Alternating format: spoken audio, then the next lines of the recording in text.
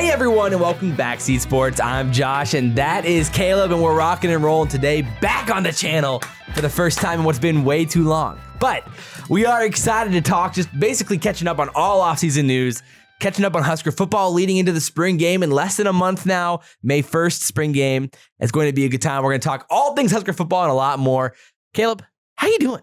This offseason, it felt like a Jekyll and Hyde offseason. Okay. I was sometimes very happy and sometimes very sad. True. I think it was just like a tennis match, you know? It was like back and forth. Somebody left, somebody signed. Yeah, so that was tough. I think obviously there's nowhere else to start, but I mean like the biggest loss of the season. Right. Of course. Yeah. So basically, I think how we're going to go with this is we're going to talk about kind of like the opt-out, opt-in type situations. Then we're going to kind of rock and roll with some of the random other news that's happened this year or the last few months, like coaching changes. Then we might talk, of course, you got to talk a little bit about Oklahoma. Well, maybe some spring practice talk, some recruiting stuff, early enrollees, and a little bit of maybe future Husker football talk. So it's going to be a good one, to say the least, and I'm very excited to get into this one. So basically, off the rip, I guess we can just go through some of the players who, of course, buckle in that backseat. We're buckling. It's going to be tough at the beginning here because you're going to have to shed some tears about some of the guys that we lost this offseason. Obviously, besides some of the guys that headed to the draft, we'll talk about in a second. I mean, the headliner, of course, was Wan'dale Robinson leaving Nebraska. Which at this point, all of you, I'm sure, know that one. It's kind of the freebie of the day. Yeah. But it doesn't lower the pain. Yeah, he's going back to Kentucky. Doesn't make it any easier. I mean, he is our weapon. He won us multiple games, multiple seasons. And the running back room is looking sparse without him, and the wide receiver room. So yeah, it is he did everything besides throw the ball for us. Which I'm sure you could have done to at least some degree. I think he could have completed some. So yeah, 100%. I mean, it was huge loss for Nebraska. Yeah. And yeah. Big win for Kentucky. Yeah, they're gassed. Yeah. I mean, most coaches would talk about him, in the prep for the week. So he was definitely, the big weapon for Nebraska, it felt like, these past 2 seasons. Oh, yeah. I mean, I don't think you can't understate how much the loss is going to hurt the offense. And we're going to talk more about like the impact of the guys who are leaving and coming here in a little bit, who've joined and everything. But it's definitely not going to feel good. It's going to hurt. And we're going to need somebody to fill those shoes, those small little feet, but big shoes to fill. Yeah. And a lot more. Obviously, in the same boat, we lost another explosive athletic talent on the offensive side, which I know for those of you who've been watching us for a while, we definitely were believers in Luke McCaffrey, even though last year definitely didn't show the brightest side of Luke. I think we both thought there was still, some untapped potential there, and he's on his way to Louisville. So definitely kind of hurts. It was going to be interesting to see where we were all kind of like waiting to see where he would go and what that could look like. And it ended up being Louisville. It made a lot of sense. And what didn't make sense was just at the beginning of the season, we saw Luke be used in the first game. And, he rips off that giant run against Ohio State. Everybody's really excited about it. Yeah. And then we get to use him kind of as again, like Wan'dale, just a multi-purpose tool. A utility, yeah. Yeah, I mean, he could actually throw, he could run, and he could go out and catch balls too. Right. And it was very painful to see, just because, again, he was a redshirt freshman. He had so much time and potential. And then after that Ohio State game, and after we kind of use him, obviously, in the incredibly painful Illinois loss, which was not just on him, it was on. It definitely wasn't a pretty game for him, to say the least. No, it was a bad game for sure. But for him to go 1-1 as our starting quarterback, and then to not see the field again for any of the more games. Coming off the Penn State win too, which was tough. So that's tough. That definitely not ideal. I mean, for Luke, it's frustrating. You can definitely understand like where he's coming from that. I get it. Yeah, and why he left, because he doesn't see the field. We don't use him as a utility piece after that. Right. I mean, we don't even use him as a decoy. I mean, it feels like Husker fans are pretty split on. I mean, it was a pretty kind of bipolar thing with Luke McCaffrey, like whether or not he was trash and just not going to work, or whether or not he had some untapped potential left as a passer. I mean, obviously the critique was that he couldn't throw the ball downfield, but like, he got 2 games to show it, compared to Adrian, who's had a ton. So, and he was and he's a freshman compared to Adrian, who's the junior. So I definitely feel like he didn't get a fair enough shake. And I mean, he's so gifted athletically. He was the faster runner, and I think a little bit more dynamic than Adrian, especially as Adrian kind of at this point. I mean, obviously Adrian's freshman year. Adrian. Yeah, he just he kind of lost that step. And, the injuries probably but too. Once in a while, we see that Adrian flash, and it makes no sense why we don't see it all the time. Because there was multiple points last year that we talked about in our videos where like, where was that? Like, on this like a third down, it's like suddenly Adrian just bursts through the hole, and you're like, what? Where was the speed been? Yeah. And then you're like, there it is, right there. And it's like it was like flashing in the bottle. But you just never ever like get can never be consistent. And he just it hasn't been consistent. No. Both on being able to stay healthy, start. And which Adrian Martinez you are going to get, it never got. So it's definitely sad to see Luke go, especially because, again, that leaves a big hole in the quarterback room as Adrian has gotten hurt every single season at Nebraska. So at some point, Logan Smothers is probably going to get some playing time. Whether or not Adrian's benched, it's just the most popular player on every team, the backup quarterback, Logan Smothers, baby. Now he gets his chance to be again. I mean, like we talked about last year as well, though. I mean, pretty underhyped for being as talented as he was coming in, a 4-star coming in, and just the lack of hype when you look at his high school tape was pretty freaking impressive. So from Alabama, there's some potential there for Logan. I don't want to hop on this trade too early. Again, we got to actually see Luke his true freshman year. And we saw him make the game-changing play against Iowa. So yeah, that's just the difference there. For sure. So it'll be interesting to see what Frost's process is with Logan Smothers and like if there are opportunities for him to play this year and like what that could look like. But he's already burned his red shirt, so it's like, okay.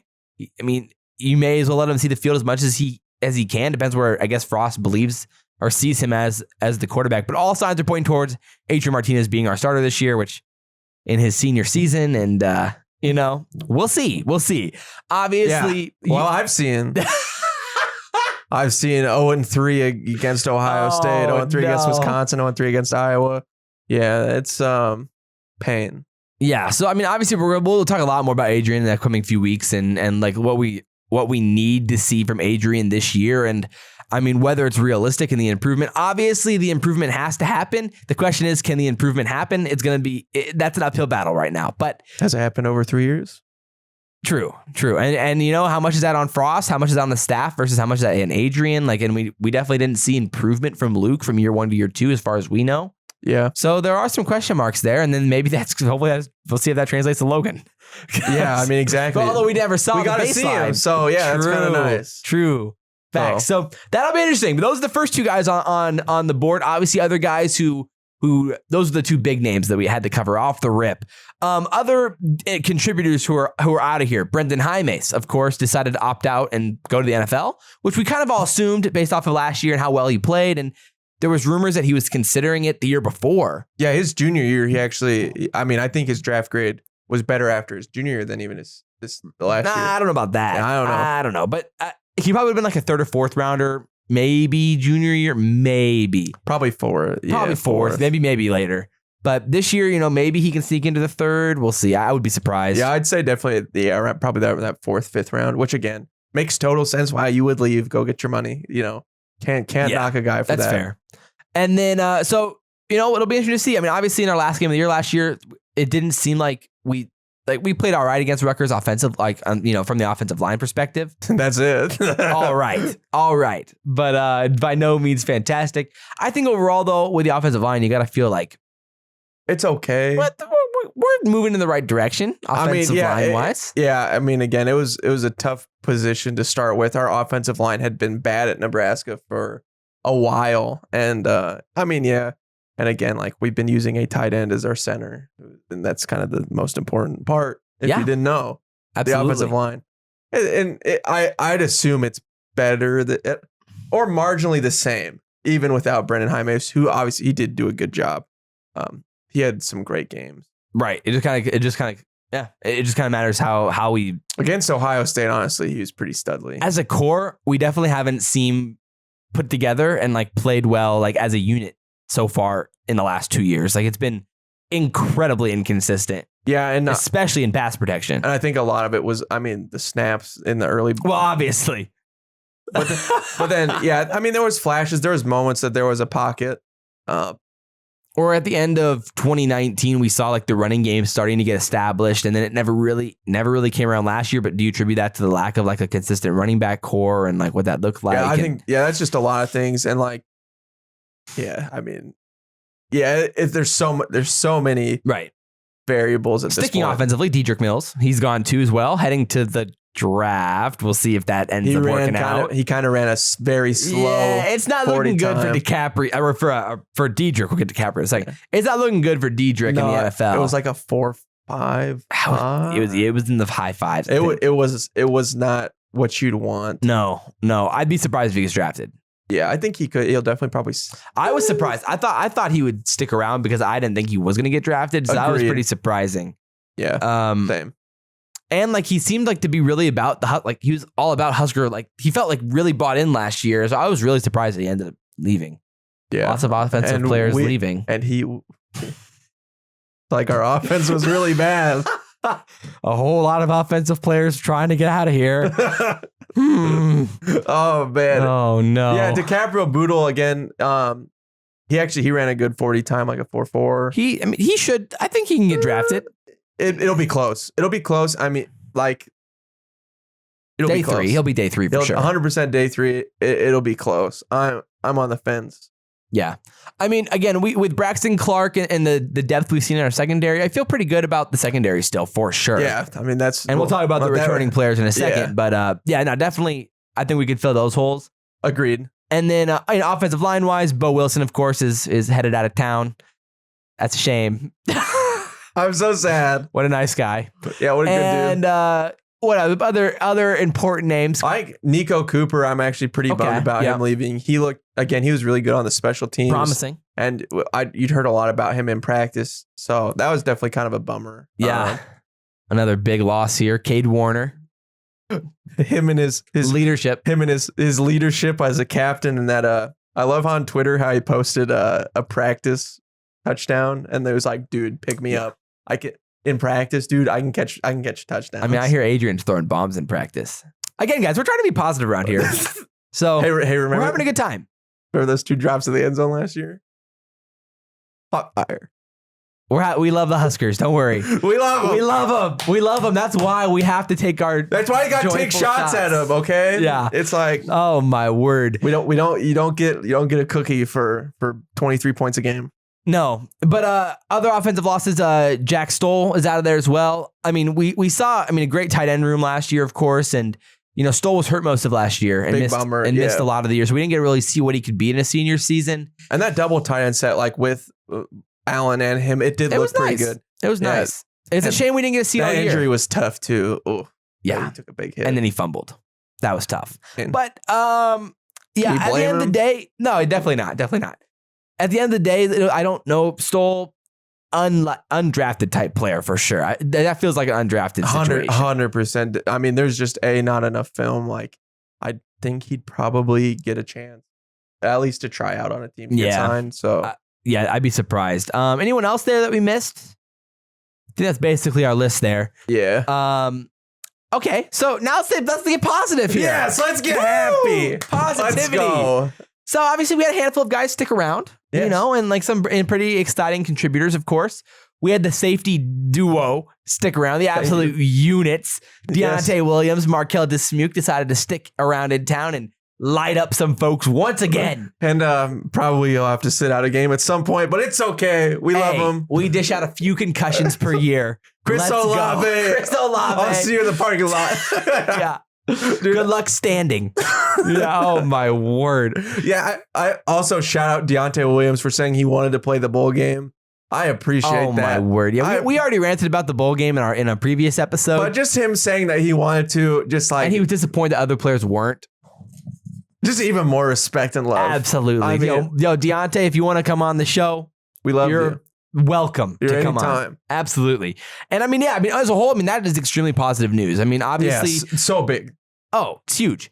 I mean, like, At safety, we were a little bit like with Miles Farmer with the injury last year. After he went out, we were like, if anyone else goes down, we are in trouble here. Yeah. And so having him back and Braxton Clark back, plus having Marquel Dismuke, Deontai Williams back, and of course JoJo is back. Shout out JoJo Domann. High quality tweet with him and the Wolf of Wall Street too. That was hilarious. Yes. Twitter game's strong on that one. So absolutely.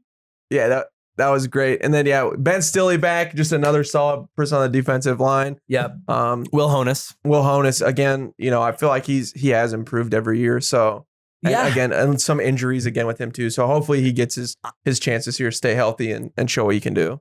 I mean, we're bringing back about as many starting players on the defensive side as anyone in football. So, there's promise there, obviously, on the defensive side. And like Stille's injured right now, though, in spring practice. So he won't be playing in spring practice, which is a shame.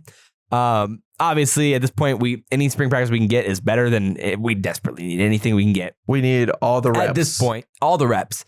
And then, so as a whole, like the defensive side, I mean, you've got to feel good about the returning seniors. I mean, the super seniors. Yeah. And what that could look like. I mean, Deontai Williams has played like 4 lifetimes in. It feels like we appreciate it. I think he's the only Husker player that's currently the same age as us. left on the team. Let's go, Deontai. My guy. But it's going to be interesting. And so thoughts on this defensive side with all the returning players now? Yeah, it's really interesting. Just where we think like no Colin Miller. We forgot to mention Colin Miller, which I mean we kind of already. Oh yeah, he got retired. He retired. Remember, retired. He had the injury. I'd say like it's interesting to think where in the NCAA like where can we fit as a squad? Like can we be a top 25 squad, 35? I'd say somewhere in there is pretty reasonable. Like I think hopefully like our defensive line was pretty young last year. If those guys can take a step up, like with Toyota looked pretty good with those recruits. I think we were 46th in opponents' yards per game last year. But again, our offense and special teams put us in some tough spots. A lot of times. Where there were a lot of times. Again, at the same time, that does mean they had short fields. So in points per game, we were 64th. So in yards per game, we were 48th. And again, our offense and special teams gave them some short fields to work with, which is like kind of an ironic side of like having. It puts your defense in some tough spots. I think points per play and yards per play are also pretty good metrics, and 4.9 yards per play. And then you have to also look at it in a thought process. Our offense also kept them on the field for a long time, right. And teams were running the ball against us consistently because they were up. And all so the time, we were 52nd in rush yards per rush, which is pretty good because we were getting pounded. Pretty good, yeah. So I mean, and without really losing any major contributing defensive players. It's going to be interesting. I think we could legitimately be a pretty like legitimately good defense, even inside the Big Ten. It comes down to like, if you put this defense on a team with a middle tier offense and a middle tier special teams, I think they're a lock for a top 25 defense. I would feel very, very confident about that. Yeah. The problem is we know they're going to be in some bad situations this year. We know our offense is probably not going to be able to put up points. Teams. And our special teams, we're getting a new special teams coordinator, which again, we've just been. Just not replacing the old one. Yeah, it's just, our special teams, as everybody has made apparent, it's been anything but good. So, it's tough. I think we will be pretty good. I think they will be able to make plays, create turnovers, create picks. I think I'm really turnovers is a big part too. We didn't do a good job of it last year. I'm pretty confident in our secondary. We were able to get some sacks pretty okay. I think our linebacking core, I think we can sneak in. We were 113th in takeaways per game last year. Nice. Good job, defense. So that's a big, that's huge. We have to be better. When our team is giving the ball up over 2 times a game, that doesn't help. We were 119th in giveaways per game. It was just free. You get a football. You get a football. Yeah. It'll be interesting. Again, we weren't great at getting pressure last year, and that's an important factor in creating turnovers and forcing mistakes. And it's just unfortunate. I really feel like we're missing a upfront presence, that like a threatening pass rush presence. Yeah, we don't have one. If we could just, I think if we get one more solid, linebacker, we need like a Caleb Tanner or someone like that to turn into like a legit pass rusher. Yeah, again, running that 3-4, we were a little bit better at shedding blocks this last year. Yeah. And so I think, part of that's scheming, part of that's just a way that what we're showing the offense. And it feels like Nebraska is pretty basic. Our coaches are afraid to spice it up. Right. And so part of it's that for our players where they're at a disadvantage. And then also part of it is just, I don't know. Right. Like, I don't know if we've had the horses. I mean, either JoJo or Garrett Nelson is blitzing every play, which I mean, like, especially Garrett Nelson. I mean, like he's a hustler, but I don't necessarily trust him to get a pass rush. Yeah, he's not necessarily fast, and there was definite times I think to the Penn State I trust game, him to make a tackle in the open field. Yeah, against a running back. But I mean, there was times that Penn State quarterback. Oh yeah, like all it took was one little sidestep, and Garrett Nelson was just for sure just blown to the side. So we need the legit pass rusher, and like we haven't had it in years. I mean. Yeah, in years. I mean, come on. I mean, it felt like the safety blitzes worked okay just because, again. I mean, the Davis, like Khalil, I mean, you could maybe say he was a pass rusher, but like, I mean, he's not built like a pass rusher. He's and in the 3-4, it's more of a, it's more of a contained thing anyway. Right, and you're trying to use your outside linebacker as the pass rush and how you're going to blitz with that and stagger the blitzes through the gap. And so it's like, yeah, that's where it gets questionable. So I don't know.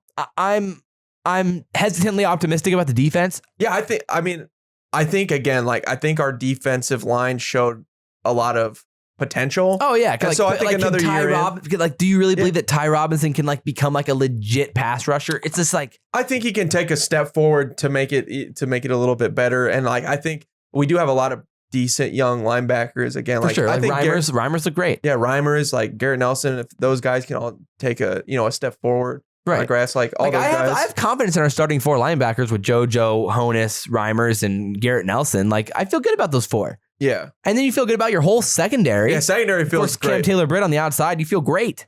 Yeah.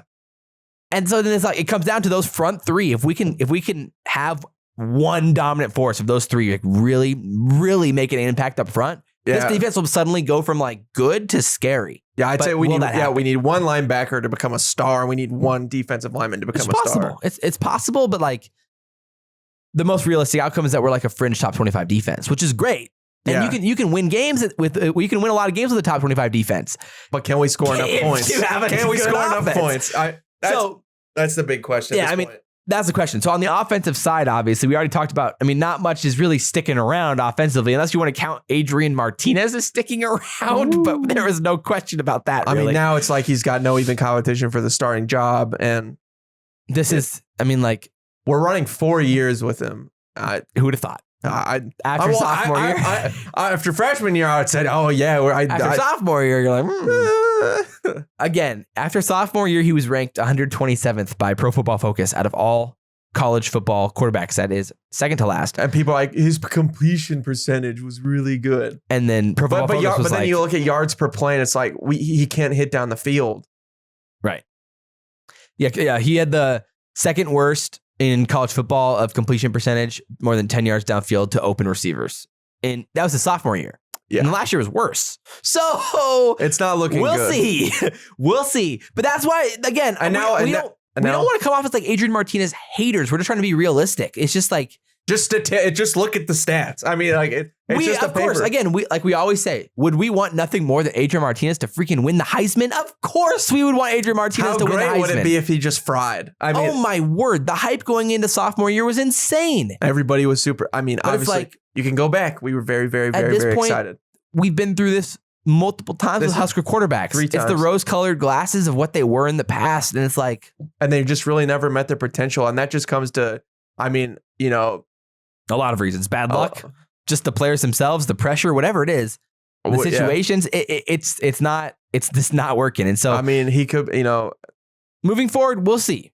I mean, again, there's potential for him to be a game manager type player and just do enough.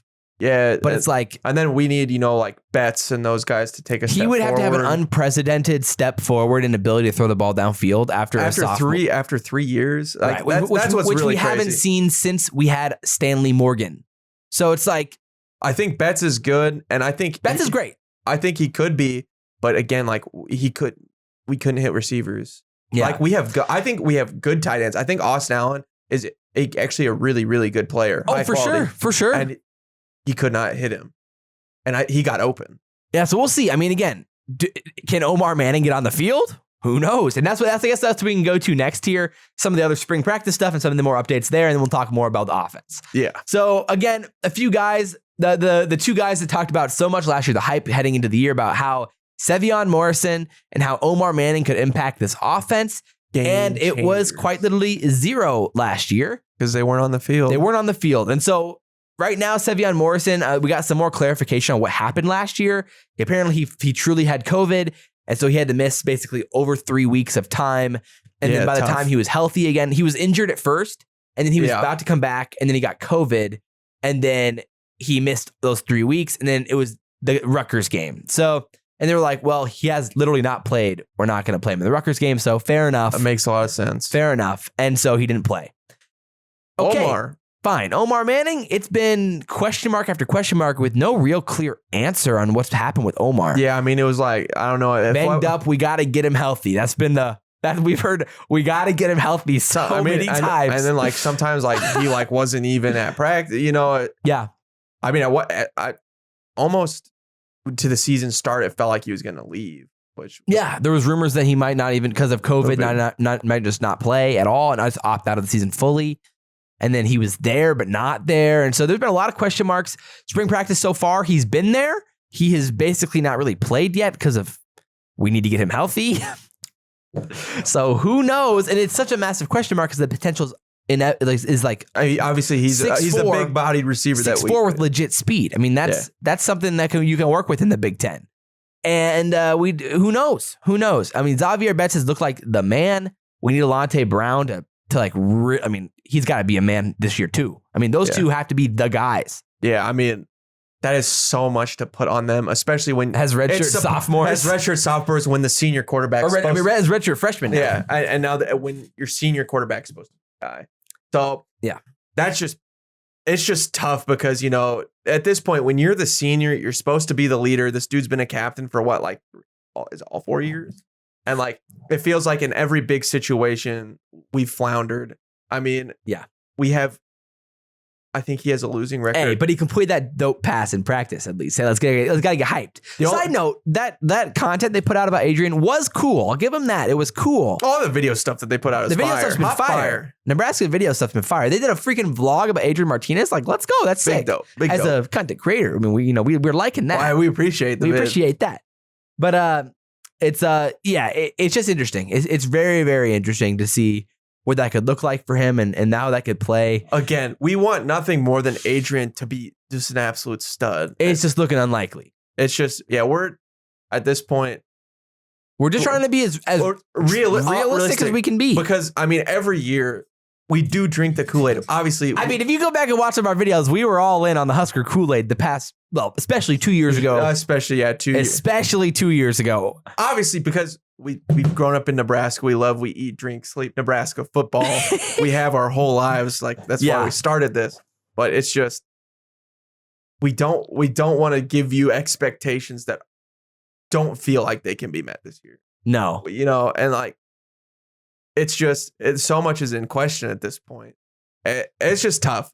Again, we love to see him succeed. For sure. But it's definitely we'll talk a lot more about them in the future for sure. So, other news, Braxton Clark's basically back at it again. So that's great. We'll have him back, fully rocking and rolling. Other small news before we get into more of the other stuff. Obviously, the Nebraska-Illinois game got moved back from Dublin, which is a shame. That would have been really cool. That'd been really, really cool. We were talking about I mean, like, somehow making it happen, that would have been so fun. But that got moved back to Champaign. So, okay. All right. Not nearly as fun. Not as fun. So we'll be playing in Champaign again. Yeah. Joy. And so basically that was the news there. And then any other random news besides we give it for the coaches? I think we just get into the coaching stuff. So let's get into the coaches. We brought in a few other small changes to the coaching staff. Nothing major this offseason. Basically just analyst roles. But they're not even allowed to be on the field during practices or whatever. So it's like, they just do film. Our coaching staff, I mean, we're just such a big, so many players, many coaches. It's crazy. So the director of player development was previously Ron Brown, but he is getting moved. He is getting reassigned to a new position with the staff to get the most out of everything he brings to the table for us. And bringing in Marcus Castro Walker, And he was like the director of college personnel for Herm Edwards at Arizona State. And he was with Frost at UCF in 2016. So makes sense bringing in another guy, one of Frost's guys, and bringing him in. And Ron Brown's going to get a bigger role. I don't know if that's what that meant. Reassigned to get the most out of him. I said toward running backs. I mean, he was a unit with the running backs under Bo Pelini. So maybe he's under Ryan Held now somehow. Goodness. I don't know. Like, I mean, his whole time there was just money all the way to Amir Abdullah. But just fantastic. So on the offensive side, we brought in an offensive analyst.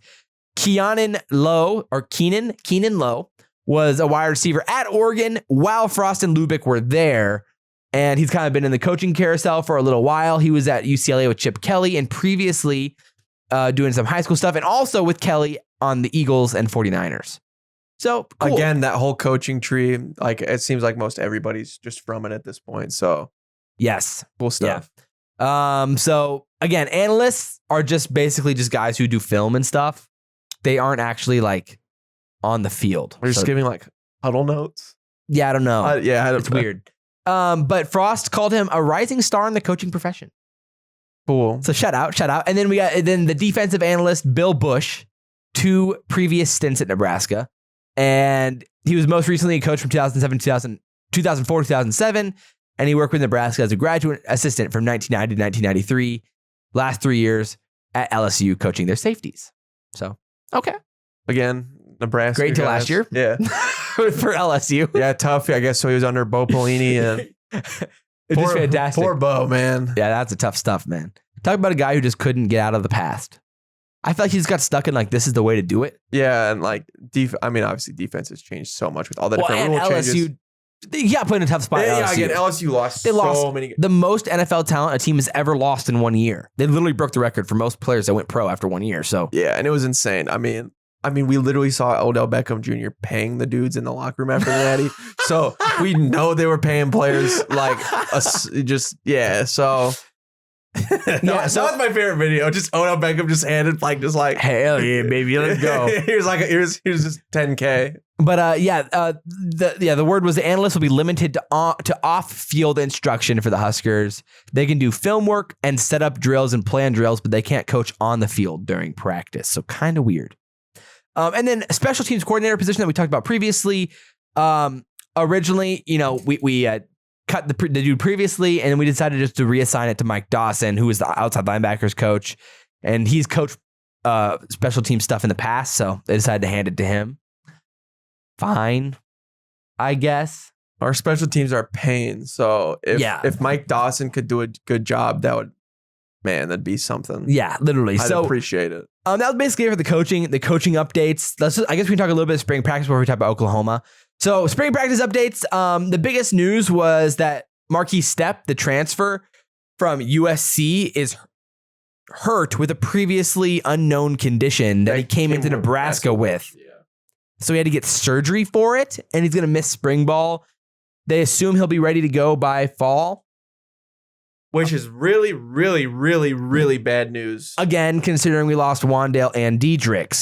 And Savion Morrison's been in and out of spring practice. So at this point, we're looking at Ronald Kendrick. We're looking at Ronald. We're looking at them all. And we're like, we're thin. We're thin. Marvin Scott III is the guy. Yeah. He had flashes, but I don't think he could be like the guy, one back. No. He looked like he's reliable. We put him in there for a spurt. We need him for 2-3 runs. Hopefully he give can a guy rip off a break. Play. Yeah, but he didn't really have explosiveness. He didn't really have anything that looked special. He had that one catch, I think, that for 20 yards. Okay. I was yeah, it was a screen. Yeah, maybe he can take some steps forward. It's possible, but at least from what we saw last year, nothing was too exciting with that.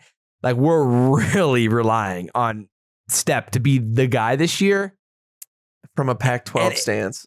Yeah, and a transfer, not looking great. We'll see. The running back room is definitely an issue heading into this fall. Red flags. Sevion Morrison really needs to be the guy. And again, his high school tape was incredibly impressive. Very exciting. And he was a fringe 4-star, I think 4-star on But man, I mean, again, for a running back in the Big Ten, like we want you to be in the program for a while. You need to get big. Like, like the muscle is just necessary for you to be for sure. to you to last. Yeah. So other news from spring practice, Ben Stille, again, like we mentioned, is going to be missing spring ball with a groin injury, I think. I can't remember. Definitely another injury. And then, Will Honus has the groin injury. Yeah. So Will Honus will be a part-time participant. He had groin surgery right after the season, and they said that he was playing basically the whole year with a significant groin injury. So respect to Will Honus. And he shut out last year. He had a good year. Yeah, especially the second half. Yeah, especially the second half. So that's exciting. Yeah, and like I said, Omar Manning's still not fully participating. So basically, those are the injury updates from spring ball. We're, I think, by the time this goes live, 5 or 6 practices in at this point. So pretty good. And so that brings us to the Oklahoma conversation. Obviously, that was basically the other big news besides outside of recruiting stuff since we last uploaded.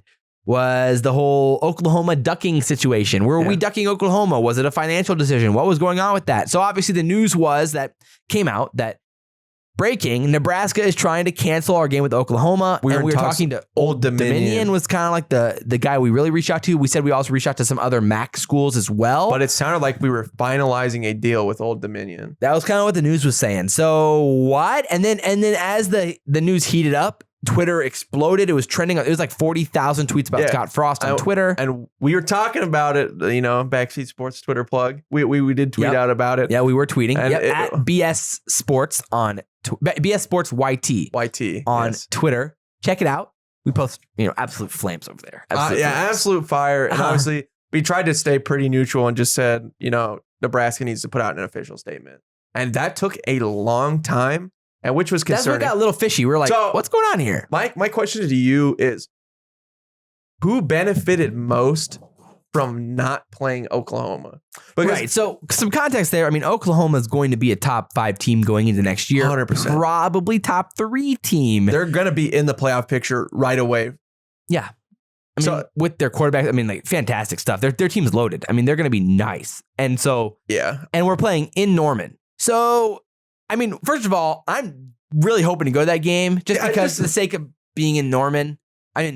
We were too young to ever have the chance to really travel to Norman ourselves. Yeah, we saw Oklahoma in the early 2000s. We saw him play, but obviously, we were too young to buy ourselves tickets and drive out to Oklahoma. What? A little 12-year-old ourselves. but obviously we loved those games and of course. A lot of heartbreakers against Sam Bradford and stuff. But it's a lot of pain. But we're 100%. Still here. Yeah, no. So the question mark is who benefited most, or why did we want to get rid of the game? So the statement that came out was that we were trying to. Right. The statement was we the financial situation. COVID's putting the athletic departments in a strain, and we're looking for another home game to boost the local economy. Was basically what he said. Okay, but can you imagine what Oklahoma's going to do next year for Nebraska? We sell out, but we don't fill the seats. Right. And the hype around that game will be real. There will be 90,000. There will 100% be 90,000 people for next year. Yeah. That's going to boost playing a top 5 team again. Or you can pick Old Dominion where 60,000 people are going to show up and we'll sell out. But hey, whoa. Nah, they'll be there, baby. Come on now. Come on. When you look at actual attendance, we're 68,000, Well, this year. Well, pain. I guess last year now. 2 years ago now. Yeah. Crazy enough. But yeah, it just seems silly. And I guess who I thought would benefit most is Scott Frost because he doesn't have to play Oklahoma and he gets another win in the win obviously column. The question mark, right. When you look at it from that sense, it's who needs wins this year? It's Scott Frost needs wins bad this year. We won 3 games last year. Obviously on COVID schedule. Sure. We could have pulled out 5. Yeah, we probably would have pulled out 5. Cincinnati would have been a tough one. Yeah, Cincinnati's an L, but we beat South Dakota State and I forget the other one. Yep. Some other bad team. So you probably pull out 2. I don't know. South Dakota State was pretty good. It was MAC. Wasn't it Northern Illinois? Oh, maybe not. I can't remember. Somebody it was like MAC that. School. Anyway, there's definitely some question marks there for sure. But obviously Oklahoma is probably not going to be a win. Sorry to spoil it for those people who really want to watch that game. Maybe Spencer Rattler. Excuse me, sir. Maybe Spencer Rattler throws a dud and he's just. I mean, during the beginning of the season, like I think they lost to Kansas State like really early, and like they were, you know, a middle of the road team, but it was at K-State. But they start off bad, but then Spencer Rattler looked like Spencer Rattler, and they dominated. They rebounded, yeah, for sure. So it'll be interesting. I don't know. I mean, again, I mean, we're probably going to lose the game by 50.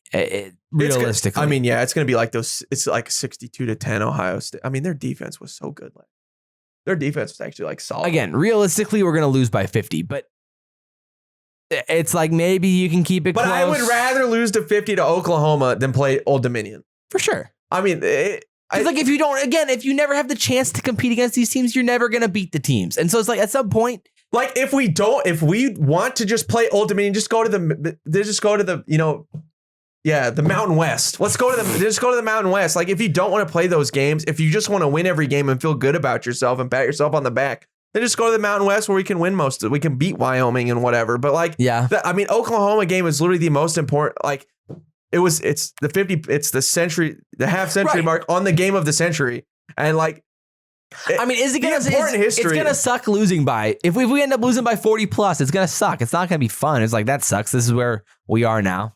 Yeah, it's by 40. It's not great, but at the same time, like you have to play the game. And as a player, like that's what you live for. That's what you live for. The opportunity to take down Oklahoma. Like, sure, if you're a player in Nebraska, they're like, do you really want to play Old Dominion more than Oklahoma? No chance. Like, bring on the best. I mean, are you kidding me? How good would that feel? Like, I mean, this obviously, is the whole conversation about the bowl game.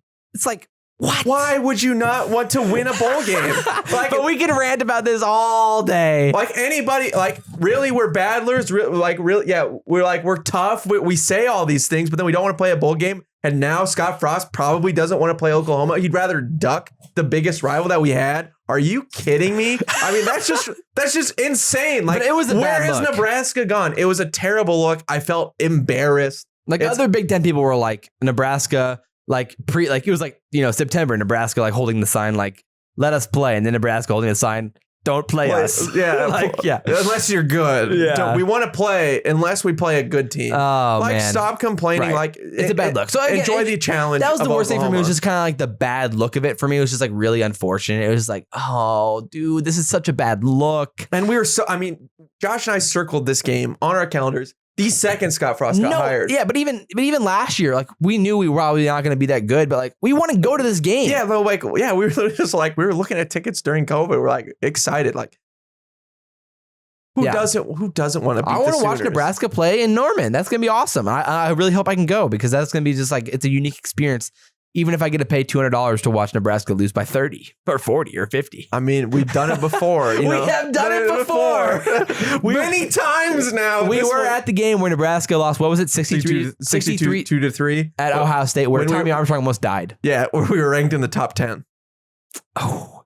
Luckily, we were at the front row of like the second tier of the student section for Ohio State. So like we were wearing red, so from behind they all thought we were Ohio, just really not excited Ohio State fans. We literally got front row seats to just. It was sick to a beat down. That pick six, loudest I've ever heard any stadium ever. Literally, and it was the first drive. Yeah, it was the first drive. They throw a pick six, the loudest I've ever heard any stadium ever. And then it just never got the same because it was never a game. But it was so exciting for a moment. It was like, man, this is cool. Yeah, so like. It'll be loud and exciting because the Oklahoma fans will be exciting, and at least for 10 minutes, it'll be absolute bliss. Or like or when it was college game day, like we got blown the brakes off again, but it was still fun. It was about the experience, you know, waking up at. Well, not really waking up, just not going to bed. Just not going to bed. And going to college game day and having a blast and hating yourself the whole day because you need sleep, but oh well. You know, you pound a couple drinks and you feel great. And then, my goodness. And just the excitement and buzz of like, I mean, come on. That's what college football is all about. It's about a great game. It's about historic moments. Creating memories with the boys. Like, come on, man. And you want to throw that away for Old Dominion? Yeah. Pain. No. It's terrible. So with that said, I guess we can talk a little bit of recruiting, the updates from the recruiting classes, with where we finished with the 2021 recruiting class. We finished 21st ranked by 24/7 Sports. We ended up with 4 4-stars, obviously. Thomas Fedone, baby. Things you love to see. And things you love to see, picking him out of Iowa.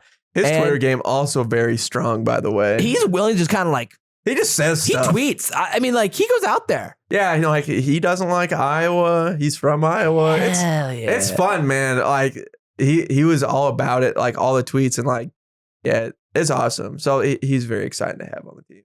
Yeah, it's gonna be interesting. I mean, thoughts on this recruiting class and like kind of like what it looks like.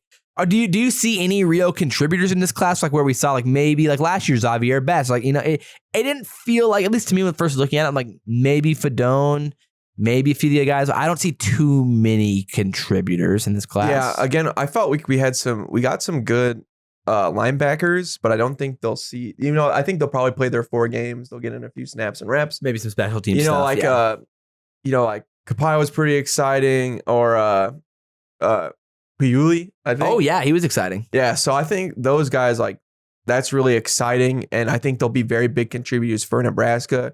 Maybe not this year, and I think that's a good place for Nebraska football to be at this point. For sure. Because we're actually going to have some sort of stability where I think this extra year of COVID was actually a blessing, just to let some of these guys get another year of lifting, get another year of practice. Eligibility. Yeah, it's really big. We got a Teddy Proscheka from, I think that's how you say it.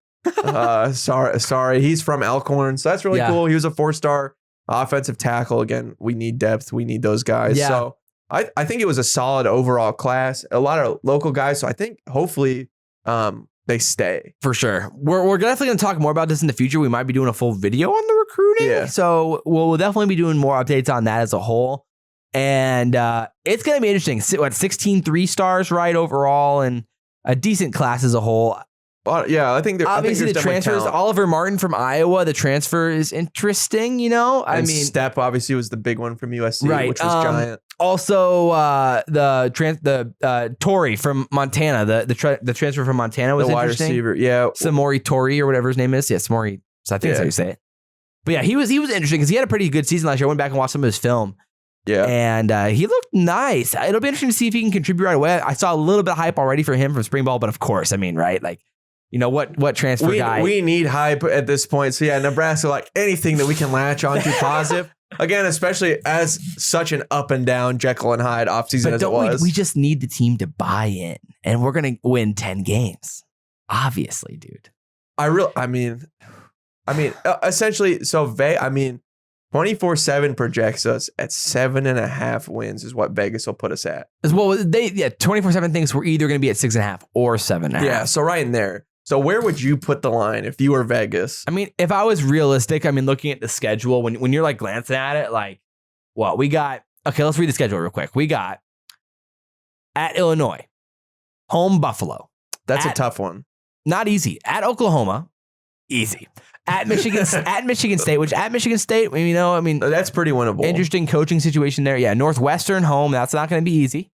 Home versus Michigan. Let's go. That's going to be a fun one. That's going to be a fun one. That's going to be a fun one. We have a buddy who is a big Michigan fan. We're excited about that. Shout out Pablo. And at Minnesota, a very spicy one, a must win for us. Please. Last year's Minnesota game, now I'm getting PTSD. Yeah. Oh my word. Stop talking about it. No. At home versus Purdue, we have a little home stretch here. Home versus Purdue. What the sloppiest game of last year. Home versus Ohio State. Easy win. And then home versus Southeastern Louisiana. 100%. We're winning that got one on the board. Let's go. And then at Wisconsin, home Iowa. So this is a gauntlet. This is by no means an easy schedule. Yeah, I'd say definitely two of these, non-con games. I mean, this is not easy. I mean, yeah, we don't got 3 cupcake non-con games, which again, respect Nebraska. That's what it's supposed to be. If we want to be on that stage, we want those tough games. At Illinois, I mean, always a guarantee. We don't lose Illinois. No, we don't. We never lost to Illinois. Never once. Easy dubs right there. So, okay, so we start off with Illinois. So, okay, first of all, thoughts on the schedule as a whole. And then, where would you put the line at? Is 5.5 a fair line? I think 5.5 makes a ton of sense. Like, I feel like that's where Nebraska's been the last few years. Yeah. Like, it's like, are we 5 games? Like, can we get over the hump? That's where we've been. I mean, that's where we've been, Husker fans, for the last 5 years. It sucks and it's absolute pain, but that's where we've been. And it hurts and it's pain. And we watch every single minute, not once, but then multiple times in film to let you know what's happening, to watch, to know why we suck. it's a noble pursuit. Thank you to whoever makes the condensed games on YouTube, by the way. If you are watching this, please do it every time. Okay, anyway, 5.5. Guy, yeah, we love you. Yeah, 5.5. I don't know. Illinois, I like that we play them early, to be honest. Yeah, agreed. I'd way rather play Illinois first than Buffalo. Fair. I would. Again, obviously, I'd pick us to win Buffalo. This is way too early. Here's our speed predictions. We'll do a way more in-depth one, maybe even a few weeks. This is just our random gut one. We'll just go with it. We haven't done much research on any of the other teams yet, so that's a big thing. I've looked at the Buffalo a little bit. Okay, well, all right, mister. Cool. You have too. Right. We've talked about all of this. Yeah, okay. Yeah. Well, I was in their conference, okay, so I know all about that. Okay, so I'll go win-win here. I got us beating Illinois, even though... it's guaranteed that feels. I'll go win-loss. I don't. Oh, come on. Buffalo was nasty last. Are you insane? We're going to lose a home one to Buffalo. Terrified, to be honest with you. Again, guys, pre-warning, Caleb is a very negative Nelly right now. What? He's not feeling good after losing Wan'dale and Luke McCaffrey. He's in a bad mental state. I'm fine. Don't take anything he has to say seriously. Only listen to me. And, okay, Oklahoma, that's a win. For Oklahoma. And so 2-1. So I got us at 1 and 2. Michigan State's interesting. Again, I need to do more research about Michigan State. Big W, baby. I'll take the win. Wow. I'll go 2 and 2. I think Buffalo. You have us losing to Buffalo, but beating. Yeah. All right, we're 3-1. That's a good start. Northwestern's terrifying. It's at home. Game, and I need to do more research on Northwestern. My initial gut instinct is a loss, though. Yeah, I'm gonna go. So what is that? You're at 3 and 2, and I'm at 2 and 3. Michigan, it's hard to predict the win, but it's at home. But it's winnable. I think it's winnable. I think it's very winnable. I don't see Michigan being a great team next year. I mean, they'll probably win like 7-8 games. I'm sure they'll be fine. Yeah, they always are, and they're bringing back good old Harbaugh. Yeah, and he's a good coach. But I'm going to take us to lose because that feels safer. Yeah, I think I'd like to do some research to see where their holes are. I agree. I'm definitely excited to look into them. That game could flip. I wouldn't put it again. Northwestern and Michigan could still flip for me. Right now, I'm going to go on the more negative Nelly side and go loss. So now we're at 3-3. Minnesota I'm game. Go with a loss too. So 2 and 4. Minnesota game is at Minnesota. Again, why? I mean, why? They have. I can't believe we lost them last year. This is winnable. For sure. It always is winnable. It's Minnesota. But I'll take us to win this game. I don't think Minnesota's going to be good this year. But again, Minnesota haters have been out and loud, and they made sure to remind us that we lost that game last year. Dude, what is up with Minnesota fans? And they're like there's like 10 of them. They bookmark the video and they put it in their reminder, Saturday night, October 19th. Go back and leave a comment on the Backseat Sports video. They're gonna. We beat you. What? Calm Get down, out of here, Gophers. I'll take the dub just out of spite. Yeah. So I got us at 3-1. I like our odds. It's that again. Every game feels like a coin flip. So much. Again, it's so early in the year. There's so many question marks, but I'll take a dub. I'll go with it. W. Okay. So you're at 5 wins. Wow. I'm at 4 wins. This is a surprise to be sure, but a welcome one. 5 and 2. Okay. So then Ohio State, obviously a loss. So I'm at 4 and 4. 5 and 3. Southeastern Louisiana. That's a dub. That gets us to 6 wins. That gets me to 5. Wow. Wisconsin's an L for me. It's an L. Iowa's an L. How do you predict it to win at this point? We've lost every single year. So yeah, I'm at 5 wins. You're at 6. 6 and 6. I'm at 5. There's wins to be had. The problem is that I have us winning most of the games that are toss-ups, aside from if you count Michigan as a potential win. There's no easy game. I mean, besides Southeastern Louisiana, I'm not. You don't feel great about any of them. Everyone's I'm a little bit worried about. But do we really feel great about South? Southeastern Louisiana. I don't feel great. I feel amazing about it. Yeah, it'll be interesting. It'll be really interesting. So I'd like to see your way too early prediction down below. We'll do a video about that in the next few weeks for sure. But obviously looking at the teams. I think that, we'll do a lot more research on the oppositions before we actually give official predictions. So this is our longest episode of all time officially. So I hope you guys enjoyed this one. Chef's kiss. Again, follow us on Twitter at BSSportsYT. The best sports takes on the Twitter net. 100%. And again, it's going to be a fun one, man. We're going to be posting hopefully consistently for the next few weeks leading up to the spring game. And then we'll probably take a 6-month hiatus and we'll be back. For the summer. We'll see. I mean, there'll be news that we'll talk about. And we got to do some fun videos because last year we had some fun ones. But drop all your comments down below. Like, comment, subscribe, share the video if you guys really enjoyed it. We'd love to see your comments down below. All you rabid Husker fans. And we will be very much looking forward to seeing you next time on the next episode of Backseat Sports. But as always, this has been Backseat Sports. And guys, we'll see you next time. Go be red. Go be great.